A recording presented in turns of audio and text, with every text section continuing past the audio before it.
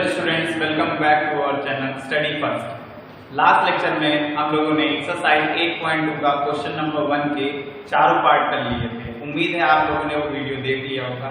आज हम लोग सेकंड पार्ट करने जा रहे हैं उसका।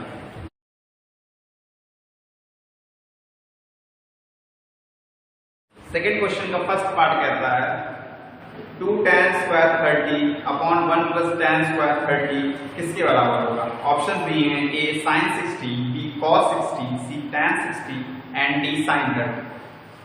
चलिए देखते हैं किसके बराबर होगा।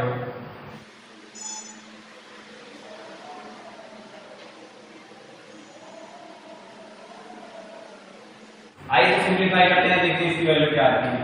2 इंटू tan 30 की वैल्यू होती है 1 अपॉन √3 होल अपॉन में 1 प्लस tan स्क्वायर 30 यानी 1 अपॉन √3 का स्क्वायर। यहाँ से क्या हो जाएगा, ये 2/√3 होल अपॉन में 1 प्लस 1 का स्क्वायर 1 होगा और √3 का स्क्वायर 3 हो जाएगा। एलसीएम लेंगे 3 + 1 4 और ये 3 ऊपर चला जाएगा, तो यहाँ से क्या हो जाएगा 2/√3 इंटू 3/4। 2 से 2 का टाइम जाएगा, √3 कटेगा, √3 बचेगा, तो यहाँ से क्या हो जाएगा √3/2।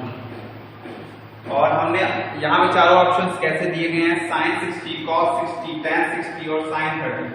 आपको पता होना चाहिए कि √3/2 किसकी वैल्यू होती है, sin 60 की वैल्यू होती है। तो यहाँ से क्या हो जाएगा, ये इसकी जगह हम लोग लिख सकते हैं sin 60। सो हमारा आंसर क्या हो जाएगा, ऑप्शन नंबर के, ये हमारा आंसर हो जाएगा। देखिए कैसे किया हम लोगों ने, पहले इसको सिंप्लीफाई किया, यहां से वैल्यू को भी कर दिए, फाइनल में जो फाइनल आंसर बचा उसको कंपेयर कर लिया ऑप्शन से कि कौन सा ऑप्शन उसको सेटिस्फाई कर रहा है। हमें पता है कि sin 60 की वैल्यू √3/2 होती है और किसी ऑप्शन की वैल्यू √3/2 के बराबर नहीं हो रही है, इसका मतलब ऑप्शन ए ही हमारा सही आंसर है। नोट कर लीजिए आप लोग इसको। उम्मीद है आप लोगों ने इसको नोट कर लिया होगा। चलते हैं सेकंड पार्ट पे। सेकंड पार्ट कह रहा है 1 - tan square 45 upon 1 plus tan square 45। चलिए नोट कर लीजिए आप लोग, डिसाइड कर लेते हैं। Second part 1 - tan square 45। जब हम पढ़ाते रहे तो आप लोग एनसीईआरटी की बुक लिए रहे हैं अपने साथ, इससे आप लोगों को समझने में भी आसानी होगी और जहां पे भी डाउट लगे उसको आप वहीं पर मार्क कर सकते हैं, जिससे वो लेक्चर आप दोबारा देख के अपने डाउट क्लियर कर सकते हैं। और फिर भी नहीं हो रहा तो आप लोग कमेंट सेक्शन में डाल सकते हैं। चलिए इसको सिंप्लीफाई करते हैं। 1 - tan 45 की वैल्यू होती है 1, तो 1 + 1 हो जाएगा अपॉन में 1 प्लस tan 45 1 होता है, इसका स्क्वायर हो जाएगा। 1 - 1 0 हो जाएगा, 0/something 1 + 1 2 इज इक्वल्स टू 0। आइए हम देखते हैं कि 0 किस ऑप्शन में होगा। tan 90 की वैल्यू क्या होती है, tan 90 की वैल्यू होती है नॉट डिफाइंड, यानी पहला ऑप्शन नहीं होगा। दूसरा ऑप्शन दिया गया है 1 तो हो ही नहीं सकता। तीसरा ऑप्शन दिया गया है sin 45। sin 45 कितना होता है 1/√2, मतलब ये भी नहीं है। और डी ऑप्शन दिया गया है 0, सो अपना आंसर है डी।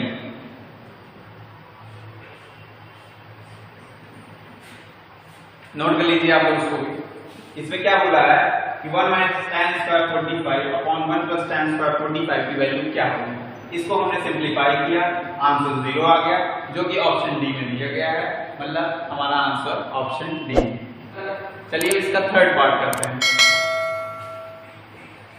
थर्ड पार्ट कह रहा है sin 2a = 2 sin a is true when a =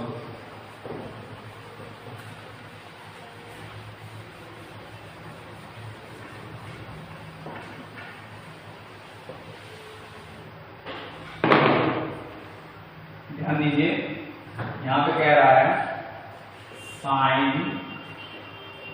2a = sin a। ये कब होगा, जब a की मान क्या होगा। आइए देखते हैं, यहाँ आई देखते हैं, यहाँ पे दिया क्या गया है sin 2a is equal to sin a।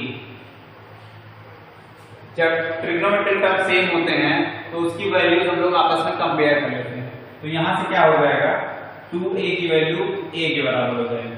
a को इधर लाते हैं 2a minus a is equal to 0। यहां से a कॉमन ले लेते हैं तो 2 माइनस 1 इज इक्वल टू 0। 2 में से बन गया 1 मतलब a into 1 is equal to 0। a is equal to 0। यहां से a की वैल्यू क्या आ गई 0 जो कि किस ऑप्शन में दिया गया है option number A. So the answer is option A। ध्यान दीजिएगा यहाँ पर हम लोगों ने क्या किया sin 2a equals to sin a दिया गया है। पूछ रहा है कि किस वैल्यू पे ये दोनों बराबर होंगे। sin 2a equals to sin a, sin को कंपेयर कर लेते हैं उसकी वैल्यूज को तो 2a इक्वल्स टू a। यहाँ ध्यान दीजिए हमें काटना नहीं है डायरेक्ट। अगर हम काट देंगे तो 2 equals to 1 that is not possible.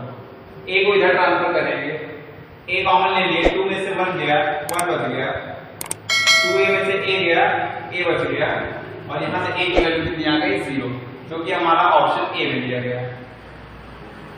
Note कर लीजिए। आइए हम लोग फोर्थ पार्ट देखते हैं इसका। फोर्थ पार्ट में कह रहा है 2 tan 30 upon 1 minus tan square 30 की वैल्यू निकालनी है।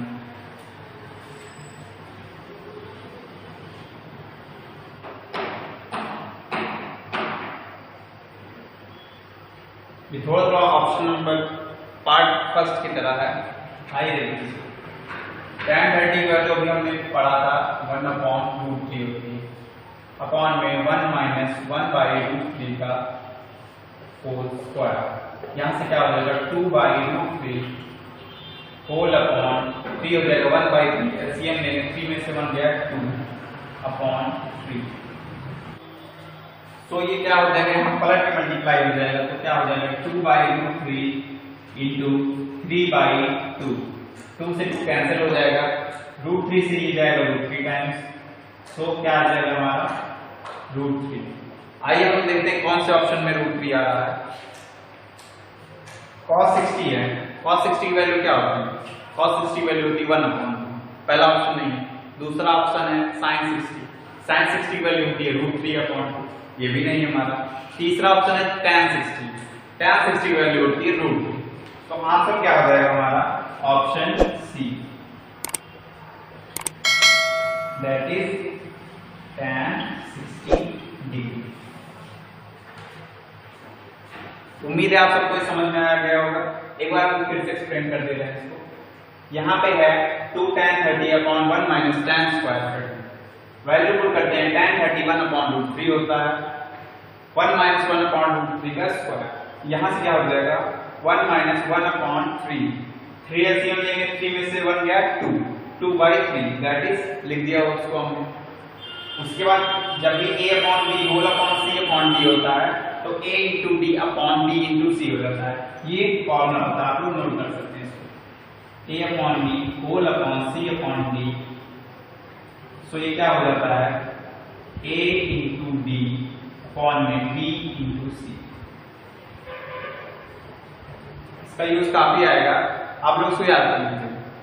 यहाँ से हम लोग जो कैंसिल हो रहा है उसको कैंसिल कर देंगे। फाइनल में हमारे पास √3 बचा। हमने ऑप्शन ले लिया जो कि sin 60 cos 60 और tan 60 दिए गए हैं। sin 60 की वैल्यू होती है √3 अपॉन 2 cos 60 की वैल्यू होती है 1 अपॉन 2 एंड tan 60 की वैल्यू होती है √3 जो कि हमारे आंसर को सेटिस्फाई करता है। इसका मतलब ऑप्शन सी tan 60 इसका राइट आंसर है। Thank you. आप सबको समझ में आ गया होगा।